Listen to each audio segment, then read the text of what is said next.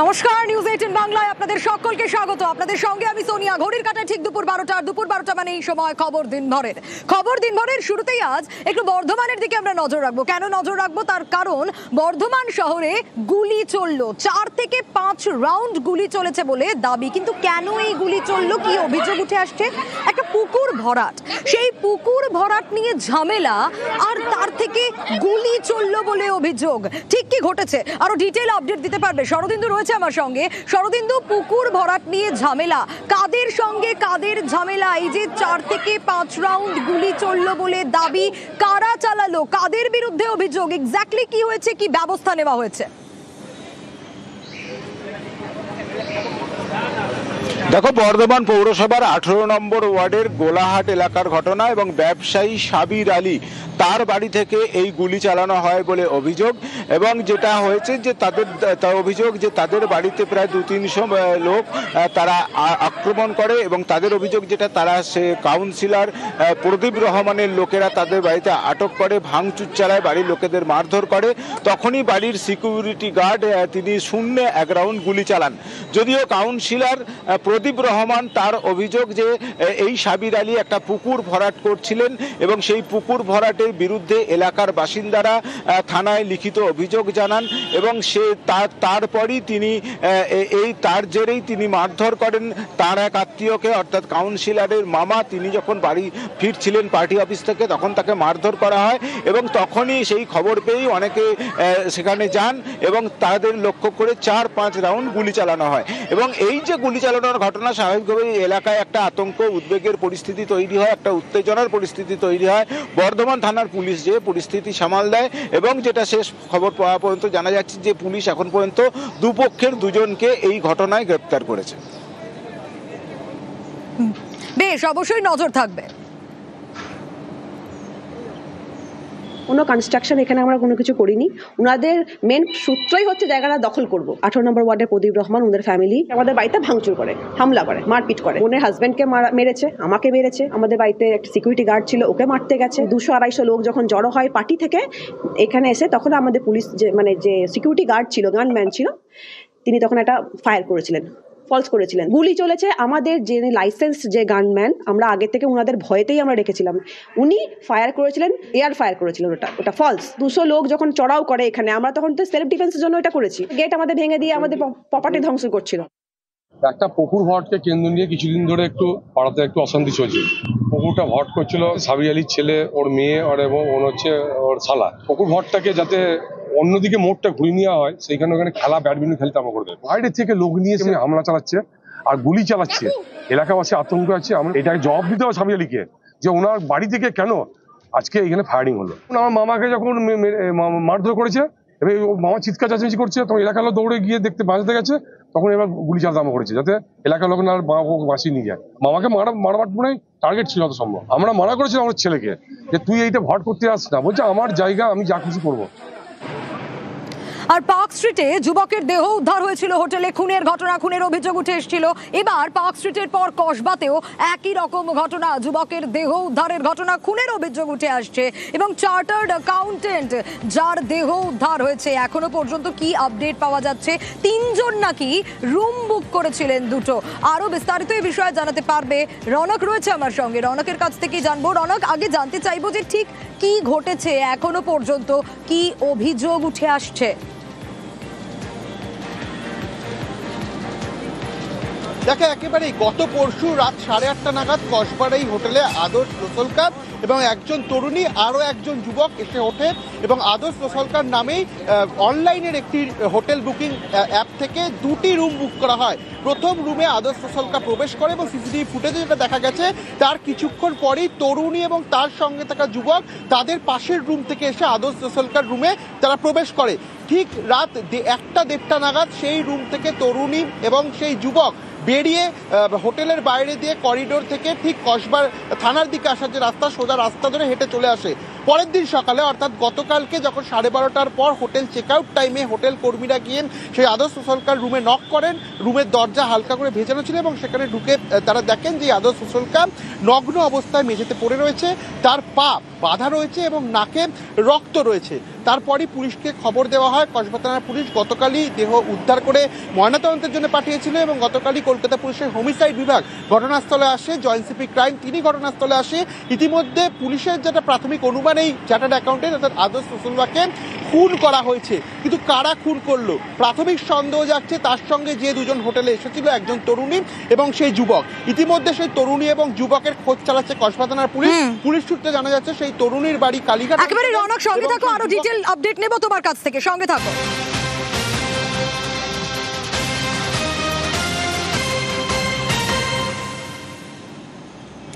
আর কসবা খুনে স্ক্যানারে নিহতের মোবাইল রয়েছে, যদিও হোটেল থেকে কিন্তু আদর্শর মোবাইল পাওয়া যায়নি।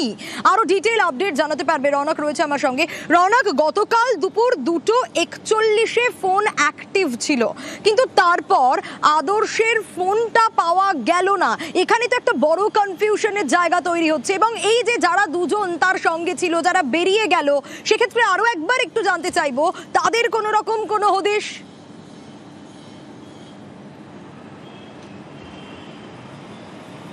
দেখো, একেবারে তাদেরই হদিশ ইতিমধ্যে কসবা থানার পুলিশ চালাচ্ছে এবং এই জায়গায় দাঁড়িয়ে এই ফোনের অ্যাক্টিভ হওয়ার যে বিষয়টা, এটা পুলিশের কাছে একটা অনেক বড় ক্লু। পুলিশ যেটা মনে করছে, যখন এই গত পরশুদিন রাত্রিবেলা এই দুজন বেরিয়ে যায়, তারপরই কিন্তু এই দুজন পলাতক হয়। এতটুকু আদর্শ সোশ্যালকারকে পরিকল্পিতভাবে খুন করা হয়েছিল, কারণ গতকাল দুপুর 2:41 নাগাদ তার যেই ফোন, সেই ফোন অ্যাক্টিভ হয়। প্রত্যেকটি হোয়াটসঅ্যাপ গ্রুপ থেকে তিনি বেরিয়ে যান। এটি দুভাবে হতে পারে, হয় নিজে থেকে তিনি হোয়াটসঅ্যাপ গ্রুপ থেকে এক্সিট করতে পারেন এবং না হলে হোয়াটসঅ্যাপ যে অ্যাপ সেটি পুরোপুরিভাবে আনইনস্টল করে দিতে পারে। যদি এই হোয়াটসঅ্যাপ অ্যাপ আনইনস্টল করা হয়, তাহলে পরিকল্পিতভাবেই কেউ সেই 2:41 নাগাদ ফোনটি অন করে এবং হোয়াটসঅ্যাপ আনইনস্টল করে দেয়। কোথায় সেই ফোন অন করা হয়েছিল, ইতিমধ্যে তার টাওয়ার লোকেশন ট্র্যাক করাচ্ছে। ইতিমধ্যে কসবা থানার ভেতরে এই আদর্শ সোশ্যালকার পরিবারের বাড়ির লোকজন তারা এসেছেন, তারাও ঠিক একই কথা বলছেন, তার ফোন এখনো পর্যন্ত পাওয়া যায়নি। অন্যদিকে হোটেলের যিনি মালিক এবং একজন স্টাফ, মোট দুজনকে কসবা থানার তরফ থেকে ডাকা হয়েছিল, তারাও ভেতরে প্রবেশ করেছেন, তাদেরকেও জিজ্ঞাসাবাদ চলছে এবং পুলিশের প্রাথমিক অনুমান এই আদর্শ সোশ্যালকারকে খুন করা হয়েছিল। কিন্তু মোটিভ কি, কেন তাকে খুন করা হলো বা কিভাবে, একেবারে সেই সব বিষয় খতিয়ে দেখছেন তদন্তকারীরা ইতিমধ্যে, যে খুনের মোটিভ কি। এই কেসে কতদূর যাওয়া গেল, এই কসবার কেসটা এখনো কি পাওয়া গেল? মানে না, এটা ইনিশিয়াল স্টেজেই আছে ইনভেস্টিগেশন, সেই জন্য এই মুহূর্তে আমরা কিছু বলছি। চার্টার্ড অ্যাকাউন্টেন্ট একটা রেসপেক্টেড জব, নিশ্চয়ই এটা তো মানবেন। তো 32 বছর বয়সে এরকমভাবে মৃত্যু হয়ে যাওয়া, ডেথ হয়ে যাওয়া, প্লাস সেটা যদি মার্ডার হয়, তাহলে এটা মানে খুবই দুঃখের বিষয়। এটা এরকমভাবে ডেথ হয়েছে, তো বোঝা যাচ্ছে যে এটা তো মার্ডার। তো এটার তদন্ততে যাওয়া যাক যে কে ওই দুজন কে। দেখুন, ইনস্টাগ্রাম এগুলো তো খুব কমন আছে, ঠিক আছে, Instagram, Snapchat, this is very common. তাছাড়া কিছু হয়তো ডাউনলোড করেও থেকে যেটা আমার জানা নেই, ঠিক আছে। মোবাইলটা পাওয়া যায় না, মোবাইলটা তো আমাদের ওয়ালেটও এখন পর্যন্ত। আর এই কসবার হোটেলে নিহত আদর্শ, সে দুবরাজপুরের বাসিন্দা। এই খবর তার বাড়িতে পৌঁছতেই পরিবারে একেবারে শোকের ছায়া। চার্টার্ড অ্যাকাউন্টেন্ট, বিগত 5 বছর ধরে শহর কলকাতাতেই নাকি বসবাস করতো এই আদর্শ, কিন্তু পরিবার ঠিক কি অভিযোগ করছে আরো বিস্তারিত জানাতে পারবে সুপ্রতিম, রয়েছে আমার সঙ্গে। সুপ্রতিম, এই ঘটনা জানার পর পরিবারের তরফ থেকে কি অভিযোগ করা হচ্ছে? কোনো সন্দেহের তীর কি বলছে পরিবার?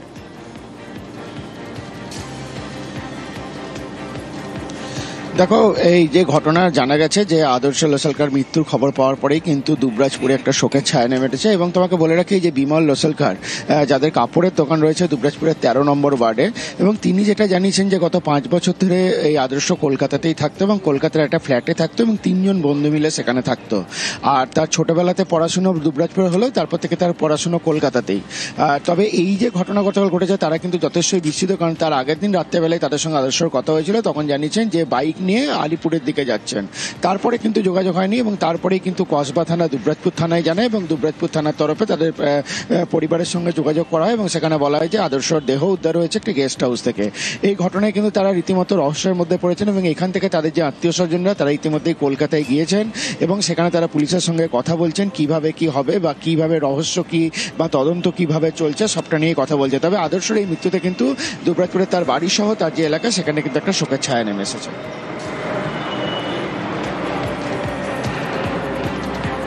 একেবারেই সুপ্রতিম, গতকাল নিহতের বাবা এই গোটা বিষয় সম্পর্কে কি বলেছিলেন শোনাবো।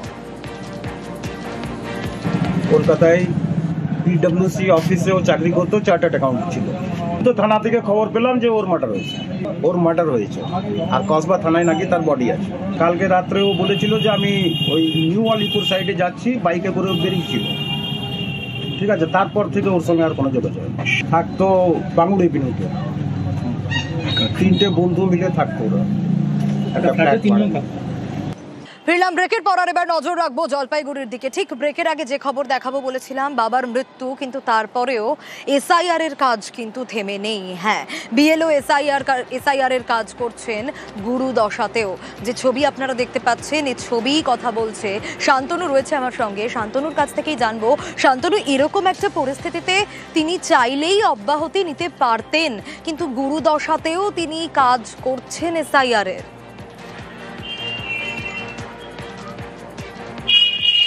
দেখো, সেটাই কিন্তু প্রশ্ন। কারণ হচ্ছে প্রশাসনিকভাবে নিয়ম রয়েছে, কোনো বিএলও যদি কাজ করতে গিয়ে কোনো রকম সমস্যার মধ্যে পড়েন, সে অসুস্থ হয়ে পড়ে বা পরিবারে কোনো সমস্যা দেখা দেয় বা কোনো এরকম একটি বিরাগন্ত ঘটনা ঘটে, তাহলে কিন্তু তিনি তার দায়িত্ব থেকে অব্যাহতি নিতে পারেন, ছুটি নিতে পারেন। সেটা প্রশাসন বিবেচনা করে তার জায়গায় রিজার্ভ থেকে কিন্তু আলাদা করে কর্মী নিয়োগ করে সেই কাজটি তুলে দেওয়ার নিয়ম রয়েছে। কিন্তু এক্ষেত্রে দেখা যাচ্ছে বিরাজ কুমার সরকার, যিনি একজন প্রাথমিক শিক্ষক, দায়িত্বে রয়েছেন, 793 জন ভোটার রয়েছেন তার বুথে, কিন্তু তিনি দায়িত্ব থেকে অব্যাহতি নেননি।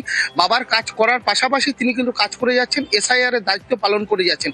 সেটাকেই দৃষ্টান্ত বলছে প্রশাসন। কারণ এরকম একজন কর্মী যিনি বিএলও হিসাবে দায়িত্ব পালনের পাশাপাশি তার বাবার কাজও একদিকে করছেন, পাশাপাশি এসআইআর এর যে কাজ, গুরু দায়িত্ব, সেই দায়িত্বই পালন করছেন। কারণ যখন এসআইআর পর্ব শুরু হয়েছিল, প্রথম দিকে তিনি বাড়ি বাড়ি ঘুরে 793 জন ভোটারের হাতে ফর্ম পৌঁছে দিয়েছিলেন, এসআইআর ফর্ম, এবং সেই ফর্ম কালেকশন করার পর্বেই কিন্তু তার বাবার মৃত্যুর ঘটনা ঘটে। এবং সেই সময় কাজ শেষ করে এসে কিন্তু ফর্মগুলোকে কালেকশন করে এখন তিনি আপলোডের কাজ করে যাচ্ছেন বাড়িতে বসে বসে। প্রশাসন বলেছিল তাকে যদি কোনো সহযোগিতা লাগে সেই সহযোগিতা করার জন্য প্রশাসন সমস্ত রকম ভাবে এগিয়ে এসেছিল, কিন্তু তিনি বলেছেন তিনি যতটা পারছেন তিনি নিজেই করার চেষ্টা করছেন। সেই কাজেই কিন্তু প্রশাসন যথেষ্টই খুশি এই বিএলওর কাজ দেখে, এবং প্রশাসনের লোকজনও তার পাশে দাঁড়িয়েছে। প্রশাসন থেকে এসেছিল, প্রশাসনের প্রতিনিধিরা তার বাড়িতে এসেছেন এবং তার বাবার শ্রাদ্ধ শান্তির কাজটা অন্তত যাতে কিছুটা সময় তিনি অব্যাহতি পান, সেই প্রশাসন তরফ থেকে সেই আশ্বাসও দেওয়া হয়েছে এবং কাজে অচল রয়েছেন। বেশ, যখন এসআইআর শুরু হলো তখন তো অ্যাকচুয়ালি মানে সবই ঠিক ছিল, মানে মাঝখানে বাবা মানে কত হয়ে গেলেন, মানে কাজটা তো নির্বাচন কমিশনের কাজ, তো এটা তো মানে করতেই হচ্ছে আর কি আমাকে। তবে আমাকে অনেকেই মানে আমাদের যে অফিসিয়াল লোক আছে, সুপারভাইজার আছে, এরা হেল্প করে আমাকে ফর্মগুলো কালেকশন করে দিচ্ছে। তো আমি কাজটা চালিয়ে যাচ্ছি আমার যথাসাধ্য চেষ্টা করে। সমস্যা বলতে অ্যাকচুয়ালি এই অবস্থায় একটু সমস্যা হবেই আর কি। তো তবুও মানে যে নির্বাচন কমিশনের কাজ, এটা তো করতেই হবে আমাকে, ঠিক আছে। প্রশাসন আমাকে সহযোগিতা করছে, যেহেতু একটা বাউন্ডেড সময়ের মধ্যে কাজটা করতে হবে, তো সেটা তো দেখতেই হবে না। আমরা এসেছিলাম বিএলওর পিতৃবিয়োগ হয়েছে, পিতৃবিয়োগের পূরণ তো আমরা কোনোভাবেই করতে পারবো না, কিন্তু এর মধ্যেও উনি যেভাবে আমাদের এই মানে বিএলওর যে কাজ সেটা যে উনি করছেন, এবং কোনো রকম মানে বল প্রয়োগ বা কোনো রকম চাপ প্রয়োগ ছাড়া, মানে ওনাকে যে কোনো কিছু আমরা যে বলেছি কাজটা করতে তা না, মানে উনি কিন্তু ইচ্ছাকৃতভাবে এই কাজটা চালিয়ে যাচ্ছেন। মানে এটা সত্যি ওনাকে কুর্নিশ জানাতে চাই আমরা। বিএলওর মৃত্যু। এবার নদিয়ার কৃষ্ণনগরে ঘর থেকেই ঝুলন্ত দেহ উদ্ধার এবং পরিবারের দাবি এসআইআর এর কাজের চাপেই মৃত্যু হয়েছে। আর এখান থেকেই অনেকগুলো প্রশ্ন উঠছে, তার কারণ শুধু ঝুলন্ত দেহ উদ্ধার নয়, পাশে ছিল সুইসাইড নোটও, এবং সেই সুইসাইড নোটের ছত্রে ছত্রে কাজের চাপের অভিযোগ যেরকম রয়েছে সেরকমই দায়ী করা হয়েছে নির্বাচন কমিশনকে।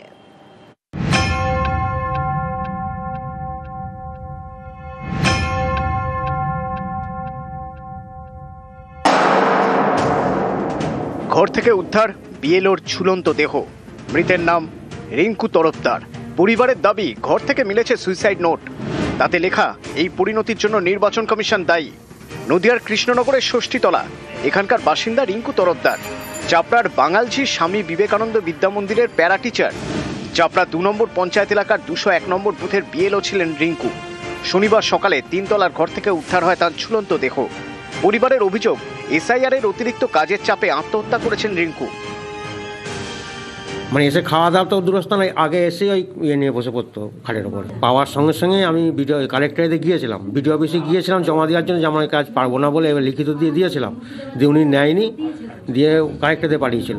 দিয়ে ওখানে গিয়েছিলাম, উনি ডাইরেক্ট বলেছিলেন তাহলে চাকরি করেন কী করে, আসেন কী, তখন যা আশা করেন কী করে, চাকরি তাহলে ছেড়ে দিতে হবে। বিএলও নিশ্চয় ওদের চাপ তো ছিলই ওদের, না হলে হবে কী করে। 3 তলার ঘর থেকে বিএলও রিঙ্কু তরফদারের ঝুলন্ত দেহ উদ্ধার হয়। পরিবারের দাবি, সেই ঘর থেকে মিলেছে একটি সুইসাইড নোট, তাতে লেখা,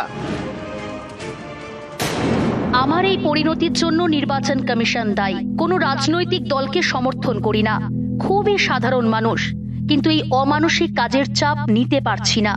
আমি একজন পার্শ্ব শিক্ষিকা, বেতন পরিশ্রমের তুলনায় খুবই কম, কিন্তু এরা ছাড় দিল না। অফলাইন কাজ 95% শেষ করে ফেলেছি, কিন্তু অনলাইনে কিছুই পারি না। বিডিও অফিসে এবং সুপারভাইজারকে জানানো সত্ত্বেও কোনো ব্যবস্থা করলো না।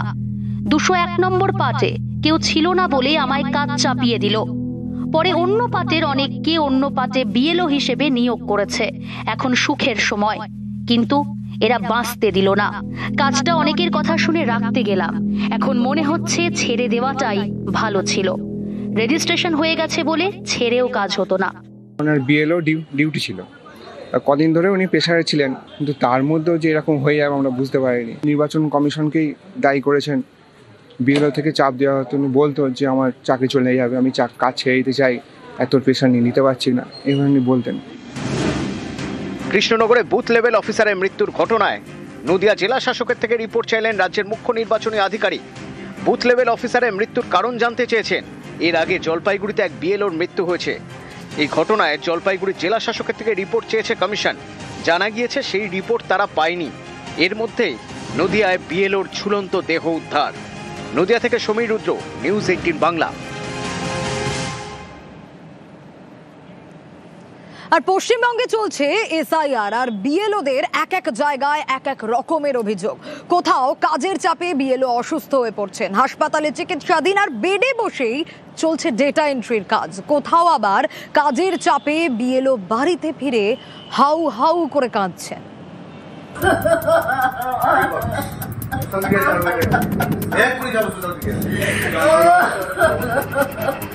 আমি তো বলছি কাজে করে পিছিয়ে নেই তো, মোটামুটি করে কাজে করে পিছিয়ে নেই তো।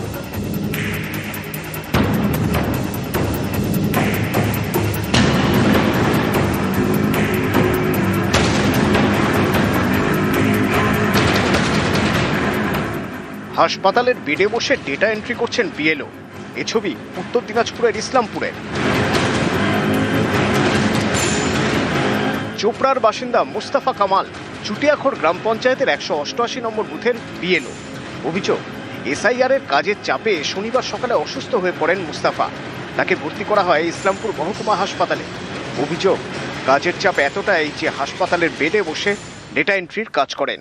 সারাদিন বসে থেকে থেকে থেকে থেকে পাগুলো গেছে ফুলে, প্রচণ্ড ব্যথা, আর এদিকে শরীর ক্লান্ত হয়ে পড়েছে। এই নিয়ে আমি বাড়িতে আমি রাত 2টা পর্যন্ত কাজ করেছি। শরীর দুর্বল হয়ে যাওয়াতে কাল থেকে আমি আবার চলাফেরা করতে পারি না। এর মধ্যে আমি চাপ দিচ্ছি যে 25 তারিখের মধ্যে আমাদের ফর্ম জমা দিতে হবে। সম্ভব না স্যার, আমি কেন, কেউ দিতে পারবো না।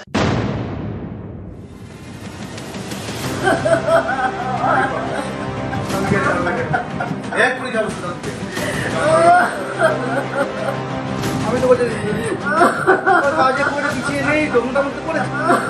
কাজে করে পিছিয়ে নেই তো, মোটামুটি করেছে। হুগলির পান্ডুয়া, এখানকার একটি বুথের বিএলও সুমিতা মুখোপাধ্যায়। তার দাবি, তিনি 1300টি ফর্মের মধ্যে 300টি ফর্মের ডেটা এন্ট্রি করেছেন। অভিযোগ, এই কারণে তাকে পান্ডুয়া ব্লক অফিসে দীর্ঘক্ষণ বসিয়ে রাখা হয়। দ্রুত কাজ শেষের জন্য চাপ দেওয়া হয়। এরপরে বাড়ি ফিরেই বিএলওর কান্না। কাজে করে পিছিয়ে নেই তো, মোটামুটি করেছে। কাজে করে পিছিয়ে নেই তো, মোটামুটি করেছে।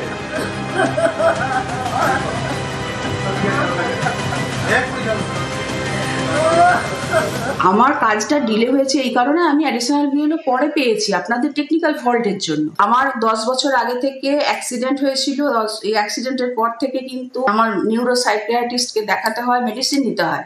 এত কিছু মেডিসিন নেওয়ার পরও কিন্তু আমি এই কাজ থেকে অব্যাহতি চাইনি। সুপারভাইজার বললেন ওনাকে ছেড়ে দিন, উনি অসুস্থ, তা সত্ত্বেও কিন্তু এই ব্যাপারটা ডিলে করলো ওরা, যার জন্য আমি বাড়িতে এসে আমি খাবারটুকু খেতে পারি, আমাকে পরিবারের লোকেরা খাবারটা খেয়ে মেডিসিনটা দেওয়ার চেষ্টা করেছে। জলপাইগুড়ি সদর ব্লকের গোড়ালবাড়ি গ্রাম পঞ্চায়েত, এখানকার খান সাহেব পাড়ার একটি বুথের বিএলও অঞ্জুয়ারা বেগম। স্থানীয়দের দাবি এসআইআর এর কাজ শুরুর পর তিনি অসুস্থ হয়ে পড়েন। এরপর থেকেই বিএলওর কাজ করছেন অঞ্জুয়ারার নাবালক ছেলে। বিএলওর যে সে তো নাই, এখন বলে হসপিটালে আছে কি কোথায় আছে আমরা তো জানি না। পরে ওর ছেলেকে কালকে জমা দিয়েছি। ভিডিও থেকে আসে একবার সঠিক মূল্যায়নটা যদি করে দেয় যে ও অসুস্থ বা ওর ছেলেই চলবে, পরে যদি কোনো ভুলভাল হয় তো তার দায়িত্ব কে নেবে। কৌশিক ঘোষ মুর্শিদাবাদের জঙ্গিপুরের একটি বুথের বিএলও। অভিযোগ কাজের চাপে অসুস্থ হয়ে পড়েন, তাকে ভর্তি করা হয় হাসপাতালে। মাথায় ব্যথা, বুকে ব্যথা এবং হার্টবিট বেড়ে যায়। এর সঙ্গে সঙ্গে আমরা কাজ করতে বাড়িতে অসুস্থ হয়ে একদম সেন্সলেস স্বাভাবিক অবস্থা, মাথায় জল দিয়ে আমরা সঙ্গে সঙ্গে ডাক্তারবাবুকে নিয়ে আসি। কাজের চাপ কি প্রচণ্ড? প্রচণ্ড কাজের চাপ। নিউজ 18 বাংলা।